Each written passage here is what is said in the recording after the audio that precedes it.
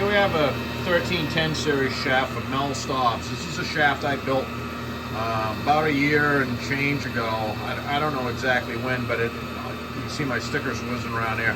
And it says 182 on that sticker, and I haven't gone back to look. But ironically enough, this will be video 282. So it's kind of odd or cool, however you look at it, how that worked out. But so he's been having problems with this leaking.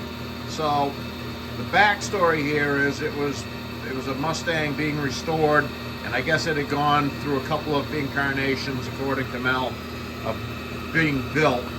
And so the people who were working on it last brought this transmission yoke to me, and I built a drive shaft for it. So this is the actual transmission yoke from previously was on this.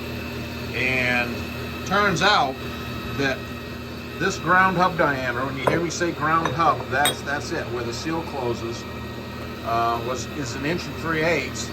And the transmission he had, it turns out, needed a C4 style slip yoke that is actually 1.5 inches ground hub. So what was happening is the seal would make it to the ground hub here, but it didn't really seal it. And so when the car was pointed uphill, it leaked.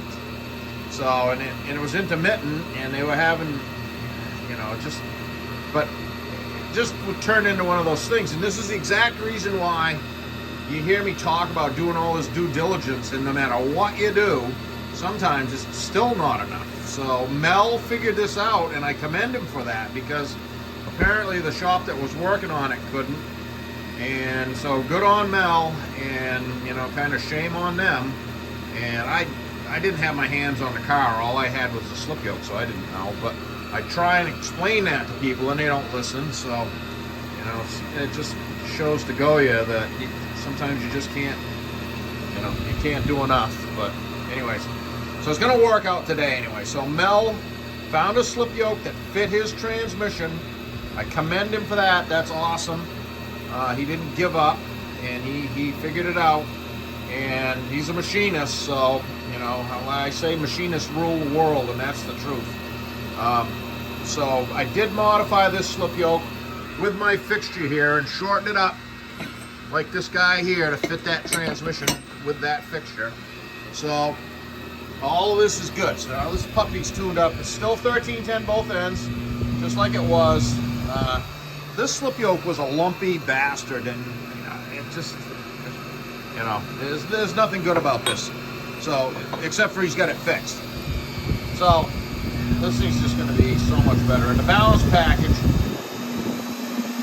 is just so much less weight on this thing, because that thing was a piece of crap. So, here we are. That's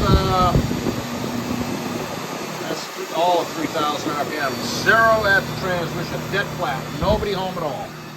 Same thing in the rear axle. So we're going to touch up the paint on this and get it to Mel so he can get his Mustang out this weekend, maybe. And this drive shaft's going to get another sticker, and it's going to say 182 and 282.